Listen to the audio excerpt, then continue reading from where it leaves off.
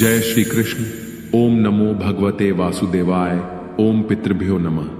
मित्रों, अपने पितरों की आत्मा की शांति और मुक्ति के लिए आज हम सुनेंगे श्रीमद् भगवद गीता का 11वां अध्याय। श्राद्ध के समय भगवद गीता का पठन और श्रवण हमारे पितरों को तृप्ति और शांति प्रदान करता है। श्रीमद् भगवद गीता के पाठ से पितृदोष से मुक्ति पाई जा सकती है।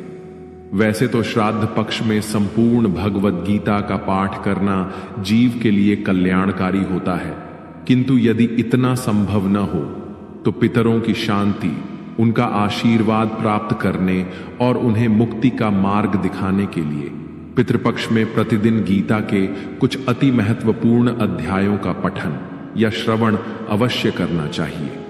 जिस तरह भगवद गीता का 7वां अध्याय पितृ मुक्ति और मोक्ष से जुड़ा है, उसी तरह गीता का 11वां अध्याय भी पितरों को असीम शांति प्रदान करता है।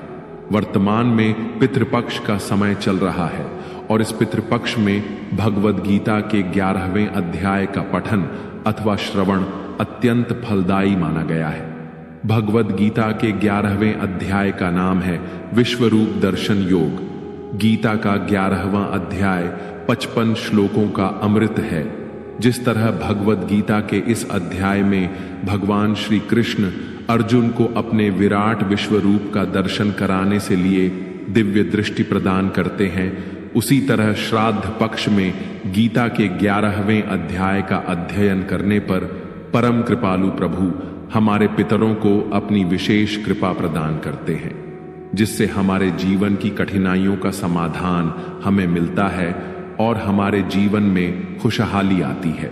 मित्रों, शास्त्रों में लिखा है कि पितृपक्ष में भगवद गीता के 11वें अध्याय का श्रवण करने से पहले यदि इसके माहात्म्य का भी श्रवण किया जाए तो इससे मिलने वाले पुण्य और फल कई गुना बढ़ जाते हैं, क्योंकि इसके महात्म्य का वर्णन स्वयं भगवान श्री हरि विष्णु ने माता लक्ष्मी से किया है। श्री नारायण जी ने कहा, हे लक्ष्मी, अब मैं तुम्हें गीता के 11वें अध्याय का महात्म्य बताता हूं, जिसे सुनकर कानों में अमृत राशि भर जाती है। तुंगभद्र नाम का एक नगर था। वहां के राजा का नाम सुखानंद था। वह राजा श्री लक्ष्मी नारायण जी की अत्यंत सेवा करता था। उसी नगर के शिवालय में एक बड़ा विद्वान ब्राह्मण रहता था। उस ब्राह्मण का नियम था कि वह प्रतिदिन गीता के 11वें अध्याय का पाठ करता और नित्य श्री लक्ष्मी नारायण जी की सेवा भी करता था। ऐसे ही सेवा करते करते बहुत समय व्यतीत हो गया। एक दिन राजा मंदिर से अपने घर को जा रहा था। उस दिन बहुत से नगरों में यात्रा करते करते कुछ अतिथि नगर में आए और राजा से मिले। उन्होंने राजा से निवेदन किया, राजन, हम बहुत दूर से आए हैं, हम कुछ दिन इसी नगर में रहेंगे, हमें ठहरने के लिए जगह चाहिए। राजा ने उन्हें अपनी बड़ी हवेली में ठहराने की व्यवस्था कर दी। राजा ने उनके लिए स्वादिष्ट भोजन भिजवाया। अतिथि भोजन करके बड़े प्रसन्न हुए। प्रातःकाल राजा उनके दर्शन को गया। राजा का पुत्र भी साथ था और कई मित्र भी। राजा जब बड़ी हवेली पहुंचा तब वह महंत ब्राह्मण उससे बातें कर रहा था और राजा का पुत्र खेल रहा था। उसी स्थान पर एक प्रेत रहता था। उस प्रेत ने राजा के पुत्र को मार डाला। नौकर ने आकर राजा को समाचार दिया, हे राजन, कुंवर को प्रेत ने मार डाला है। राजा यद्यपि प्रभु की सेवा करता था, कथा श्रवण करता था, फिर भी पुत्र मोहवश उसका मन व्याकुल हो उठा। उसने संत से कहा, हे संत, आपके दर्शन का मुझे अच्छा फल मिला। मेरा एकमात्र पुत्र था, उसे भी प्रेत ने मार डाला। तब महंत ब्राह्मण ने कहा, हे राजा, चलो देखे तुम्हारा पुत्र कहां है। राजा, ब्राह्मण और महंत सभी वहां पहुंचे जहां राजकुमार मृत पड़ा था। ब्राह्मण ने कहा, अरे प्रेत, इस लड़के पर कृपा दृष्टि करो, जिससे यह लड़का जीवित हो जाए। मैं तुम्हें गीता के 11वें अध्याय का पाठ सुनाता हूं, श्रवण करो, इससे तुम्हारा कल्याण होगा। जितने जीव पीछे मरे हैं उनका भी उद्धार होगा। अब तू अपने जन्म की बात कह, तू किस कारण प्रेत बना है, फिर मैं तेरा उद्धार करूंगा। प्रेत बोला, मैं पूर्व जन्म में ब्राह्मण था। इस ग्राम के बाहर खेत में हल जोता करता था। एक दिन एक दुर्बल ब्राह्मण वहां आया। वह खेत में गिर पड़ा। उसके अंगों से रक्त बहने लगा। पास ही चील उसका मांस नोच नोच कर खा रही थी। मैं बैठा देखता रहा, पर मेरे मन में दया न आई कि इस ब्राह्मण को छुड़ा लो। उसी समय एक और ब्राह्मण आया। उसने देखा कि एक दुर्बल रोगी ब्राह्मण गिरा पड़ा है और चील नोच नोच कर उसका मांस खा रही है। यह देखकर उसने मुझसे कहा, अरे हल जोतने वाले ब्राह्मण, तू यज्ञोपवीत धारण किए बैठा है, पर कर्म चांडाल के समान करता है। तेरे खेत के पास ब्राह्मण का मांस चील नोच नोच कर खा रही है और तू देखता रहता है। क्या तू आंखों से अंधा है जो उसे छुड़ाता नहीं? किस कारण से तू इतना बड़ा पापी है? शास्त्रों में कहा गया है कि ये 3 अपकर्मी लोग नरक को जाते हैं। पहला, जो किसी को चोर या लुटेरा मारता हुआ देखे और वह साक्षी होकर भाग जाए। दूसरा, कोई रोगी हो और उसकी खबर न ले। तीसरा, किसी को भूत लगा हो और वह उसे छुड़ाना जानता हो पर छुड़ाए नहीं। ये तीनों पापी नरक को जाते हैं। जो सर्व जीवों की सहायता और दया करते हैं उन्हें अश्वमेध यज्ञ का फल प्राप्त होता है। इसलिए मेरे शाप से तू प्रेत योनि को प्राप्त होगा। तब मैंने उस ब्राह्मण के चरण पकड़कर कहा, मेरा उद्धार कैसे होगा? तब ब्राह्मण ने कहा, जब कोई तुम्हें गीता के 11वें अध्याय का पाठ सुनाएगा तब तुम्हारा उद्धार होगा। इस प्रकार प्रेत ने अपनी कथा सुनाई। तब महंत ब्राह्मण ने राजा से पूछा, क्या मैं इसका उद्धार करूं? राजा ने कहा, हां अवश्य, आप इसका उद्धार कीजिए और मेरे पुत्र को जीवित कीजिए। फिर ब्राह्मण ने गीता के 11वें अध्याय का पाठ किया और प्रेत पर गंगा जल छिड़का। तत्क्षण प्रेत बंधन से छूटकर उस ब्राह्मण ने दिव्य देह प्राप्त की। उसने पहले जितने भी जीव खाए हुए थे उन सबका भी उद्धार हुआ। राजा का पुत्र भी सचेत हो गया। तभी वहां दिव्य आत्माओं के साथ स्वर्ग से विमान आए। तब वह प्रेत योनि से मुक्त हुआ।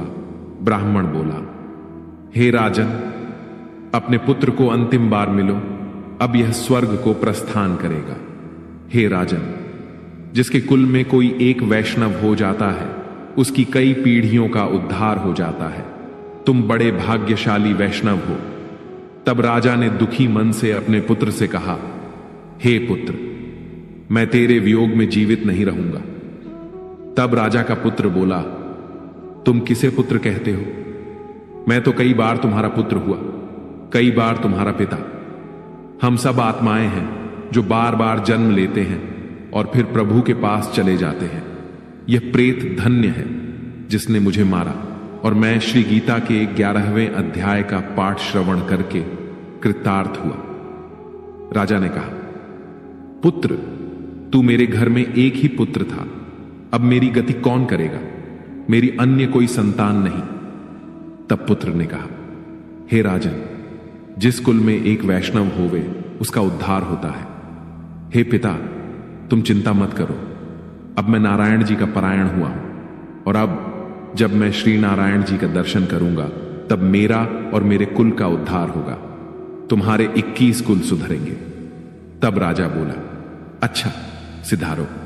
फिर राजा का पुत्र प्रेत योनि से मुक्त हुआ ब्राह्मण और अन्य जीव वे सब विमान में बैठकर वैकुंठ को चले गए। फिर उस महंत ब्राह्मण से राजा ने 11वें अध्याय का पाठ श्रवण किया और मन में निश्चय किया, अब पुत्र पुत्री कोई नहीं। विरक्त होकर गीता का पाठ किया करे, तुलसी में जल चढ़ाया करे। उसके बाद ब्राह्मण साधु वहां से चले गए। इस प्रकार राजा भी परम गति का अधिकारी हुआ। श्री नारायण जी ने कहा, हे लक्ष्मी, यह 11वें अध्याय का महात्म्य है जो आपने श्रवण किया है। इसके श्रवण मात्र से मानव सब पातकों से मुक्त हो जाता है।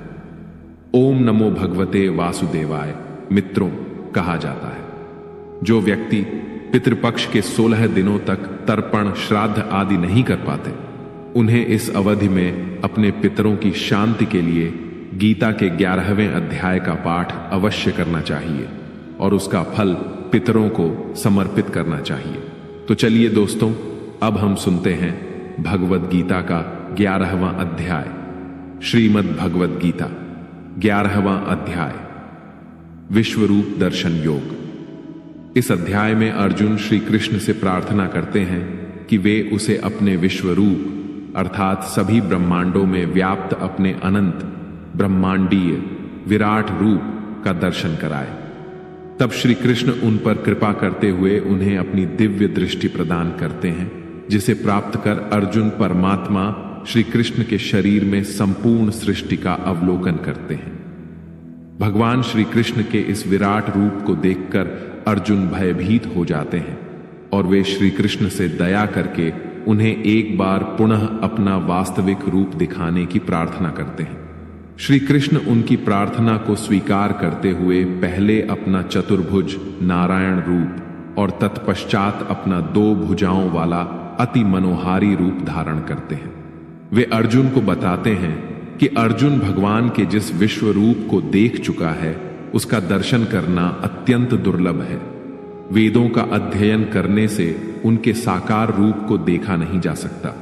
उनके साकार रूप को न तो वेदों के अध्ययन द्वारा और न ही तपस्या, दान या अग्निहोत्र यज्ञों द्वारा देखा जा सकता है। इस अध्याय के प्रथम श्लोक में अर्जुन ने कहा, हे प्रभु, मुझ पर करुणा करके आपके द्वारा प्रकट किए गए परम गुह्य आध्यात्मिक ज्ञान को सुनकर अब मेरा मोह दूर हो गया है। मैंने आपसे सभी प्राणियों की उत्पत्ति और संहार के संबंध में विस्तार से सुना है।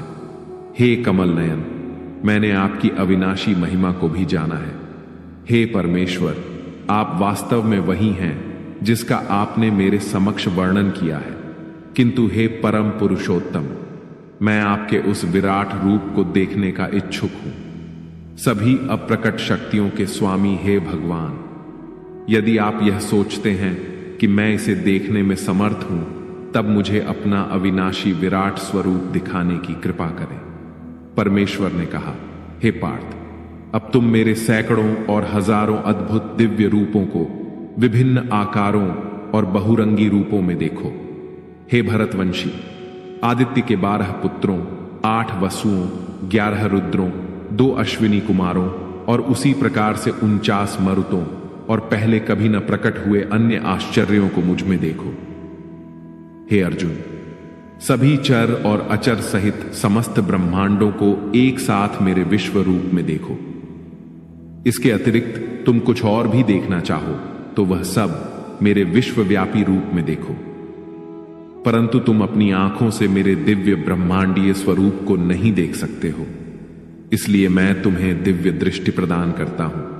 अब मेरी दिव्य विभूतियों को देखो।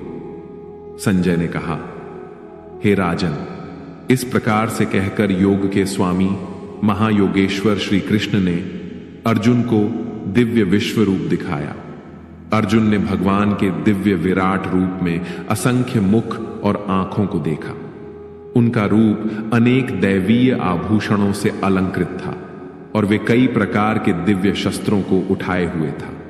उन्होंने उस शरीर पर अनेक मालाएं और वस्त्र धारण किए हुए थे, जिस पर कई प्रकार की दिव्य सुगंधियां लगी थीं। वह स्वयं को आश्चर्यमय और अनंत भगवान के रूप में प्रकट कर रहे थे, जिनका मुख सर्वव्याप्त था। यदि आकाश में हजारों सूर्य एक साथ उदित होते हैं तो भी उन सब का प्रकाश भगवान के दिव्य तेजस्वी रूप की समानता नहीं कर सकता। अर्जुन ने परमात्मा के उस दिव्य शरीर में एक ही स्थान पर स्थित समस्त ब्रह्मांडों को देखा। तब आश्चर्य में डूबे अर्जुन के रोंगटे खड़े हो गए और वे मस्तक को झुकाए भगवान के समक्ष हाथ जोड़कर इस प्रकार प्रार्थना करने लगे। अर्जुन ने कहा, मैंने आपके शरीर में सभी देवताओं और विभिन्न प्रकार के जीवों को देखा।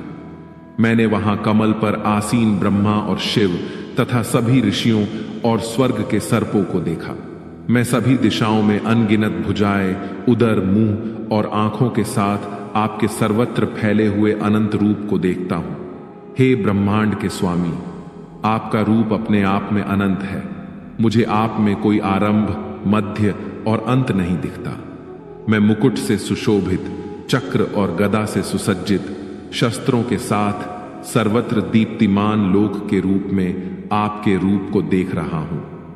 इस अग्नि में आपके तेज को देख पाना कठिन है, जो सभी दिशाओं से प्रस्फुटित होने वाले सूर्य के प्रकाश की भांति है। मैं आपको परम अविनाशी मानता हूं। आप ही वेदादि शास्त्रों द्वारा झेय परम सत्य हो। आप समस्त सृष्टि के आधार हैं और सनातन धर्म के नित्य पालक और रक्षक हैं और अविनाशी परम प्रभु हैं। आप आदि, मध्य और अंत से रहित हैं और आपकी शक्तियों का कोई अंत नहीं है।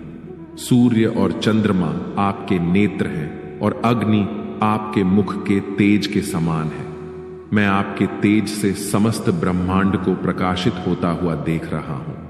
हे सभी जीवों के परम स्वामी, स्वर्ग और पृथ्वी के बीच के स्थान और सभी दिशाओं के बीच आप अकेले ही व्याप्त हैं। मैंने देखा है कि आपके अद्भुत और भयानक रूप को देखकर तीनों लोक भय से कांप रहे हैं। स्वर्ग के सभी देवता आप में प्रविष्ट होकर आपकी शरण ग्रहण कर रहे हैं और कुछ भय से हाथ जोड़कर आपकी स्तुति कर रहे हैं। महर्षि और सिद्धजन पवित्र स्रोतों का पाठ कर अनेक प्रार्थनाओं के साथ आपकी स्तुति कर रहे हैं। रुद्र, आदित्य, वसु, साध्यगण, विश्वदेव, दोनों अश्विनी कुमार, मरुत, पितर, गंधर्व, यक्ष, असुर तथा सभी सिद्धजन आपको आश्चर्य से देख रहे हैं। हे सर्वशक्तिमान भगवान, अनेक मुख, नेत्र, भुजा, जांघें, पांव, पेट तथा भयानक दांतों सहित आपके विकराल रूप को देखकर समस्त लोक भय से त्रस्त है और उसी प्रकार से मैं भी। हे विष्णु भगवान, आकाश को स्पर्श करते हुए अनेक अंगों, दीप्तिमान मुख फैलाए और चमकती हुई असंख्य आंखों से युक्त आपके रूप को देखकर मेरा हृदय भय से कांप रहा है और मैंने अपना सारा धैर्य और मानसिक संतुलन खो दिया है। प्रलय के समय की प्रचंड अग्नि के सदृश आपके अनेक मुखों के विकराल दांतों को देखकर मैं भूल गया हूं कि मैं कहां हूं और मुझे कहां जाना है। हे देवेश, आप ब्रह्मांड के आश्रयदाता हैं, कृपया मुझ पर करुणा करो। मैं धृतराष्ट्र के सभी पुत्रों को, उनके सहयोगी राजाओं और भीष्म, द्रोणाचार्य, कर्ण तथा हमारे पक्ष के सेना नायकों सहित आपके विकराल मुख में प्रवेश करता देख रहा हूं। इनमें से कुछ के सिरों को मैं आपके विकराल दांतों के बीच पिसता हुआ देख रहा हूं। जिस प्रकार से नदियों की कई लहरें समुद्र में प्रवेश करती हैं, उसी प्रकार से ये सब महायोद्धा आपके धधकते मुख में प्रवेश कर रहे हैं। जिस प्रकार से पतंगा तीव्र गति से अग्नि में प्रवेश कर जलकर भस्म हो जाता है, उसी प्रकार से ये सेनाएं अपने विनाश के लिए तीव्र गति से आपके मुख में प्रवेश कर रही हैं। आप अपनी तीक्ष्ण जिह्वा से समस्त दिशाओं के जीव समूहों को चाट रहे हैं और उन्हें अपने प्रज्वलित मुखों में निगल रहे हैं। हे विष्णु, आप अपने सर्वत्र फैले प्रचंड तेज की किरणों से समस्त ब्रह्मांड को भीषणता से झुलसा रहे हो। हे देवेश, कृपया मुझे बताएं कि अति उग्र रूप में आप कौन हैं। मैं आपको प्रणाम करता हूं। कृपया मुझ पर करुणा करें। आप समस्त सृष्टियों से पूर्व स्थित आदि भगवान हैं। मैं आपको जानना चाहता हूं और मैं आपकी प्रकृति और प्रयोजन को नहीं समझ पा रहा हूं। परम प्रभु ने कहा, मैं प्रलय का मूल कारण और महाकाल हूं। मैं जगत का संहार करने के लिए आता हूं। तुम्हारे युद्ध में भाग नहीं लेने पर भी युद्ध में खड़े विरोधी पक्ष के योद्धा मारे जाएंगे। इसलिए उठो, युद्ध करो और यश अर्जित करो। अपने शत्रुओं पर विजय पाकर राज्य का भोग करो। ये सब योद्धा पहले ही मेरे द्वारा मारे जा चुके हैं। हे श्रेष्ठ धनुर्धर, तुम तो मेरे कार्य को संपन्न करने का केवल निमित्त मात्र हो। द्रोणाचार्य, भीष्म, जयद्रथ, कर्ण और अन्य महायोद्धा पहले ही मेरे द्वारा मारे जा चुके हैं। इसलिए बिना विक्षुब्ध हुए इनका वध करो, केवल युद्ध करो और तुम अपने शत्रुओं पर विजय पाओगे। संजय ने कहा। केशव के इन वचनों को सुनकर अर्जुन ने भय से कांपते हुए अपने दोनों हाथों को जोड़कर श्री कृष्ण को नमस्कार किया और अवरुद्ध स्वर में भयभीत होकर श्री कृष्ण से इस प्रकार कहा। अर्जुन ने कहा, हे ऋषिकेश, यह सत्य है कि आपके नाम श्रवण और यश गान से संसार हर्षित होता है। असुरगण आपसे भयभीत होकर सभी दिशाओं में भागते रहते हैं और सिद्ध महात्माओं के समुदाय आपको नमस्कार करते हैं। हे सर्वश्रेष्ठ, आप ब्रह्मा से श्रेष्ठ और आदि सृष्टा हो, तब फिर वह आपको नमस्कार क्यों न करे। हे अनंत, हे देवेश, हे जगत के आश्रयदाता, आप सभी कारणों के कारण और अविनाशी हैं। आप व्यक्त और अव्यक्त से परे अविनाशी सत्य हैं। आप ही सर्वात्मा और दिव्य सनातन पुरुष हैं। आप इस ब्रह्मांड के परम आश्रय हैं। आप ही सर्वज्ञ और जो कुछ भी जानने योग्य है वह सब आप ही है। आप ही परम धाम है। हे अनंत रूपों के स्वामी, केवल आप ही समस्त ब्रह्मांड में व्याप्त हैं। आप वायु, यम, अग्नि, जल और चंद्रमा के देवता हैं। आप ब्रह्मा के पिता और सभी जीवों के पितामह हैं। अतः मैं आपको हजारों बार और बार बार नमस्कार करता हूं। हे अनंत शक्तियों के स्वामी, आपको आगे और पीछे और वास्तव में सभी ओर से नमस्कार है। आप असीम पराक्रम और शक्ति के स्वामी हैं और सर्वव्यापी हैं। अतः आप सब कुछ हैं। आपको अपना मित्र मानते हुए मैंने धृष्टता पूर्वक आपको हे कृष्ण, हे यादव, हे प्रिय मित्र कहकर संबोधित किया, क्योंकि मुझे आपकी महिमा का ज्ञान नहीं था। उपेक्षित भाव से या प्रेमवश होकर यदि उपहासवश मैंने कभी विश्राम करते हुए, बैठते हुए, खाते हुए, अकेले में या अन्य लोगों के समक्ष आपका कभी अनादर किया हो, तो उन सब अपराधों के लिए हे अचिंत्य, मैं आपसे क्षमा याचना करता हूं। आप समस्त चराचर के स्वामी और समस्त ब्रह्मांडों के जनक हैं। आप परम पूजनीय आध्यात्मिक गुरु हैं। हे अतुल्य शक्ति के स्वामी, जब तीनों लोकों में आपके समतुल्य कोई नहीं है, तब आपसे बढ़कर कोई कैसे हो सकता है। इसलिए हे पूजनीय भगवान, मैं आपके समक्ष नतमस्तक होकर और साष्टांग प्रणाम करते हुए आपकी कृपा प्राप्त करने की याचना करता हूं। जिस प्रकार पिता पुत्र के हठ को सहन करता है, मित्र धृष्टता को और प्रियतम अपनी प्रेयसी के अपराध को क्षमा कर देता है, उसी प्रकार से कृपा करके मुझे मेरे अपराधों के लिए क्षमा कर दीजिए। पहले कभी न देखे गए आपके विराट रूप का अवलोकन कर मैं अत्यधिक हर्षित हो रहा हूं और साथ ही साथ मेरा मन भय से कांप रहा है। इसलिए हे देवेश, हे जगन्नाथ, कृपया मुझ पर दया करें और मुझे पुनः अपना आनंदमय स्वरूप दिखाए। हे सहस्र बाहु, यद्यपि आप समस्त सृष्टि में अभिव्यक्त हैं, किंतु मैं आपकी मुकुटधारी चक्र और गदा उठाए हुए चतुर्भुज नारायण रूप के दर्शन करना चाहता हूं। भगवान ने कहा, हे अर्जुन, तुम पर प्रसन्न होकर मैंने अपनी योग माया शक्ति द्वारा तुम्हें अपना विश्व रूप दिखाया। तुमसे पहले किसी ने भी मेरे इस विराट रूप को नहीं देखा। हे कुरुश्रेष्ठ, न तो वेदों के अध्ययन से और न ही यज्ञ, कर्म कांडों, दान, पुण्य, यहां तक कि कठोर तप करने से भी किसी जीवित प्राणी ने मेरे विराट रूप को कभी देखा है जिसे तुम देख चुके हो। मेरे भयानक रूप को देखकर तुम न तो भयभीत हो और न ही मोहित हो। भयमुक्त और प्रसन्न चित्त होकर मेरे पुरुषोत्तम रूप को देखो। संजय ने कहा। ऐसा कहकर वासुदेव श्री कृष्ण ने पुनः अपना चतुर्भुज रूप प्रकट किया और फिर अपना 2 भुजाओं वाला सुंदर रूप प्रदर्शित कर भयभीत अर्जुन को सांत्वना दी। अर्जुन ने कहा, हे जनार्दन, आपके 2 भुजा वाले मनोहर मानव रूप को देखकर मुझ में आत्म संयम लौट आया है और मेरा चित्त स्थिर होकर सामान्य अवस्था में आ गया है। परम प्रभु ने कहा, मेरे जिस रूप का तुम अवलोकन कर रहे हो उसे देख पाना अति दुष्कर है। यहां तक कि स्वर्ग के देवताओं को भी इसका दर्शन करने की उत्कंठा होती है।